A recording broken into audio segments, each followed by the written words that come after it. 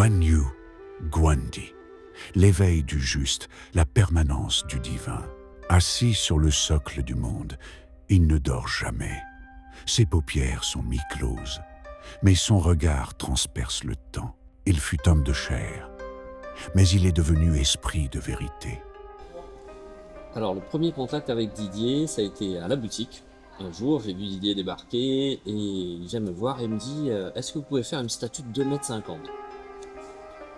J'étais un peu surpris par sa demande et tout de suite, en discutant un petit peu, il m'explique son projet, tout ça. J'ai été tout de suite séduit. Par contre, je ne vous cache pas que j'ai mis peut-être 2 mois avant de lui dire oui, on peut le faire. Le temps de nous assurer qu'on pouvait effectivement le faire, avec quels moyens, sur quelle base, puisqu'il y a tout un travail en fait de recherche autour de tout ça, et c'est là aussi que j'ai renforcé les liens d'amitié avec Yanis, qui s'est occupé lui du coup de toute cette partie modélisation de la statue, recherche autour de tous les éléments d'époque pour qu'on ait une statue la plus magnifique possible. Tu t'appelais Guan Yu, général de Han, frère d'armes, loyal, jusqu'au sang versé. Ta lame fendait le mensonge, et ton cœur battait au rythme de l'honneur. Laurent Youssine, donc fondateur de la société Future 3D. On est spécialisé dans les impressions 3D, le scanner 3D, donc on fait de la prestation. On accompagne aussi les professionnels pour s'équiper dans ce type de technologie. On t'a trahi, on t'a pourchassé, mais jamais ton âme ne s'est inclinée. Tu ne te battais pas pour conquérir, tu te battais pour servir.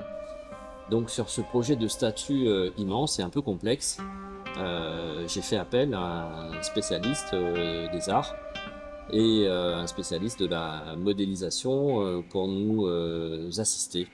Donc en la personne de Yanis. Voilà. Alors donc bonjour, moi je suis Yanis, société ActiveArt, et donc c'est un plaisir justement de pouvoir travailler avec Laurent, que j'ai pris un grand plaisir justement de faire sa connaissance et de son activité, de sa motivation de pouvoir faire tout le travail d'impression et tout un travail d'ingénierie 3D que Laurent il propose dans son magasin. Donc voilà, un travail extraordinaire. Didier, pareil, c'est quelqu'un qu'on a appris à connaître au fur et à mesure. Et par rapport à sa demande, c'était quand même très très intéressant de remonter les époques pour retranscrire une œuvre monumentale de Guan Yu Guandi. Voilà, donc c'est quand même phénoménal le travail qu'il y a eu derrière. Mais c'est avec vraiment un grand plaisir et tout honneur. Aujourd'hui, tu es Guandi, élevé au rang des immortels par la mémoire des justes, Dieu de la fidélité, gardien des serments que même la mort ne rompt pas. Alors, c'est vrai qu'au niveau de ce projet, il y avait 2 étapes très importantes. La partie conception, donc tout ce qui touchait à la modélisation, à la construction numérique de la statue, et ensuite la fabrication et le post-traitement, qui n'est pas à négliger. Donc sur la modélisation, on est parti sur un scan, donc on a scanné une petite statue comme ceci, tout simplement pour avoir la posture la plus sage. Donc c'est une statue que Didier adore, et on a voulu retraduire toute la force, la puissance, mais aussi la sagesse de Guandi dans la statue finale. Puisque c'est vrai que les statues de Guandi qu'on voit très régulièrement sont armées d'une épée, d'un sabre, donc avec une attitude plutôt guerrière. Et là, sur cet exemplaire-là, nous avons un leader, un un grand chef de guerre, mais dans une position plutôt assagie. C'est ce qu'on avait souhaité pour cette statue.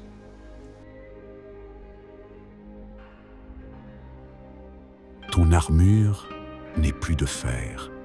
Elle est tissée de prières, de ceux qui veulent marcher droit dans un monde courbé.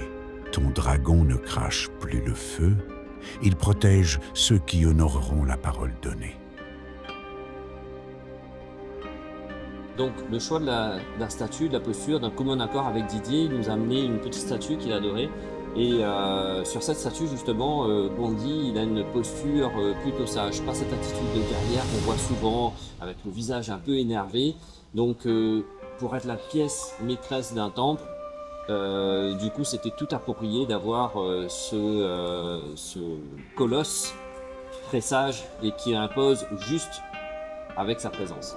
Voilà, donc l'idée de guerrier qui a l'inspiration d'une culture antique de Bouddha, plus de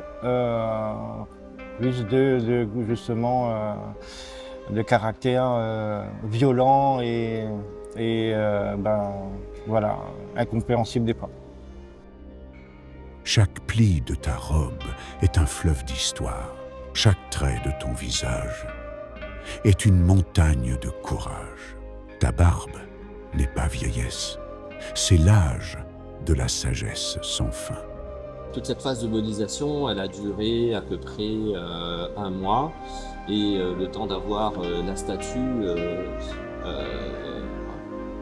complètement finie numériquement, on a essayé de paralléliser un petit peu les chantiers. Donc c'est ainsi qu'on a, en même temps que de faire la modélisation, fabriqué des prototypes pour s'assurer en fait de la bonne tenue des matériaux, de la bonne tenue de la finition, et ensuite pour s'assurer également du système d'attache entre les différents blocs qu'avait mis en place Yanis. Voilà, et en plus de ça, des différents tests de colle industrielle qui permettent justement de tenir dans le temps et aussi de tenir sur les matériaux.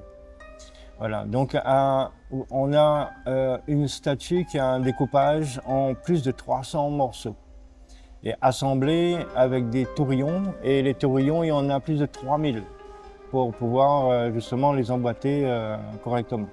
Alors j'ai des chiffres, Yanis, on a plus de 347 pièces comme ceci. Des pièces entre 600 grammes et 1400 grammes. Donc pour un total moyen de plus de 300 kilos. Voilà, et en plus des tests, oui, en plus des sorties tests. Voilà, en plus des blocs tests qu'on a sortis. Donc là, en gros, on a utilisé à peu près 400 kilos de matière pour faire cette statue, donc qui est en PETG.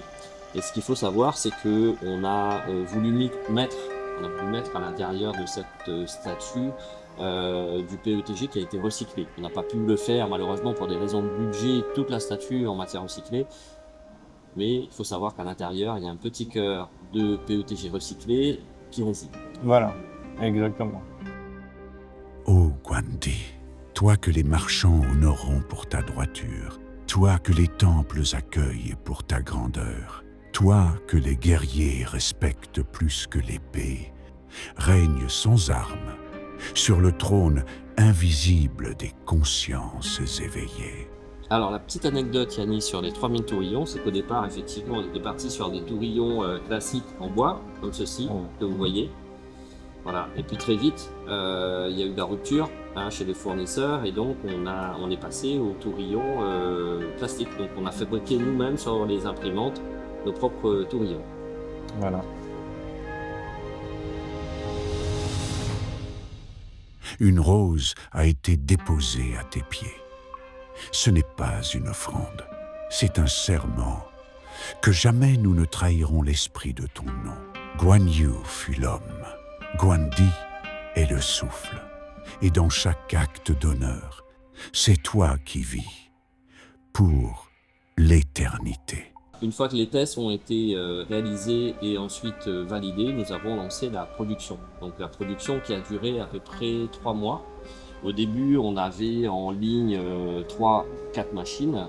Et puis très rapidement, pour tenir les délais imposés, on est passé sur le dernier mois à 9 machines qui ont tourné 24 heures sur 24 pour sortir en temps et en heure les 347 blocs, en sachant que derrière, Yanis devait les assembler. En fait, il les a assemblés au fur et à mesure, puisque 347 blocs en 10 étages différents. Donc les étages ont été montés les uns après les autres. En fait, on a commencé par le haut pour finir par la plus grande plaque, donc l'étage numéro 10. Et là, nous avons utilisé énormément de matière. Donc, ce qu'il faut savoir, c'est qu'à un moment, on était en pénurie de matière. Et donc, à l'intérieur, nous avons des blocs de couleurs un peu différentes. Mais la finition réalisée par Yanis reste la même, impeccable, sur tout l'extérieur. Voilà. C'est du temps cumulé en même temps que nous on imprimait, lui commençait à faire à assembler les premiers étages. Et donc comme ça, on a une très belle photo de la tête, juste de la tête, comme ça, qui comporte à peu près 6 morceaux, je crois. C'était le premier coup de foudre de Didier, je crois. Ici, on est sur les pièces de prototype. Donc c'est les premières pièces qui ont été fabriquées. Et là, vous voyez, ici, c'est la matière brute, donc du PETG sorti de l'imprimante. Voilà. Ensuite, Yanis a appliqué une couche d'après, qui était ensuite poncée et polie, pour finir là, dans cette finition, avec toute la partie pigmentation, vernis. Voilà, effet métallisation. Voilà, sur un effet métallisation. Et après vernis. Il y a deux. Là-dessus, on a aussi, je me rappelle, il y a une face bronze et une face de test en cuivre. Voilà. Donc c'est séparé en deux. Voilà, c'est sur ce type de machine qui offre quand même un plateau assez généreux. Et donc au début, on était avec ce type de machine et une autre qui est au fond, qu'on va aller voir tout à l'heure. Mais à la fin, on a fini par mettre 9 machines comme ceci en ligne pour pouvoir sortir rapidement. Donc à peu près 9 à 18 blocs par jour. En gros, sur un mois. En temps cumulé, je pense que c'est un mois, parce que Voilà. on a fait la fabrication sur 3 mois, exactement. Et puis, au fil de l'eau, on remettait tous les blocs terminés à Yanis et puis il constituait les étages les uns après les autres. Donc, ce qui nous a permis aussi de réajuster certains petits détails au fil de l'eau. Mais voilà, on a tenu les délais. Voilà, donc il fallait quand même attendre les sorties de blocs et après les ajustements, voir s'il n'y a pas des problèmes d'ajustement. Et après, voilà, donc en gros, un mois. Oui, un je mois pense et en demi. temps cumulé, ça fait bien un mois Et quelques de travail et nous, 3 mois de fabrication. Donc Voilà. sur le dernier mois, c'était 9 machines H24. Donc on venait le soir retirer les blocs qui étaient réalisés, fabriqués, on rechargeait les machines en matière première et on relançait pour toute la nuit pour les récupérer le lendemain matin. Voilà. Et des fois, ça chevauchait aussi sur 2 étages. Le 8, voilà. Voilà. Pour la finition de la statue, qui est devenue sculpture, en fait, on a un aspect qui ressemble à du métal, c'est un effet métal. Et chose qu'on ne peut pas faire en temps ordinaire avec les technologies anciennes, techniques et technologies anciennes, c'est que on ne peut pas faire de l'assemblage avec, par exemple, avec du cuivre. On ne peut pas faire des blocs de cuivre et ensuite les assembler. Sur Gwendi, en fait, on a un aspect de technologie ancienne d'assemblage comme les pierres d'autrefois. Et on a justement l'effet métal qui est une progression dans le temps des évolutions de l'art et des technologies qui est le métal. Voilà, donc on a deux technologies qui se met à s'emboîter, deux temps qui se fusionnent en un seul, point de vue technique. Voilà, on a utilisé pas mal de machines, dont celle-ci également, qui offrait un plus grand plateau. Vous voyez ici, 72 heures pour faire cet immense cube. Voilà, et donc on en a fait très peu, mais quelques-uns sur cette machine-là pour l'intérieur de la statue et surtout pour tout le reste de la statue sur les autres impléments qu'on a vus tout à l'heure. 5h20, toutes les machines sont reparties. 7h du matin, tout le moteur tourné.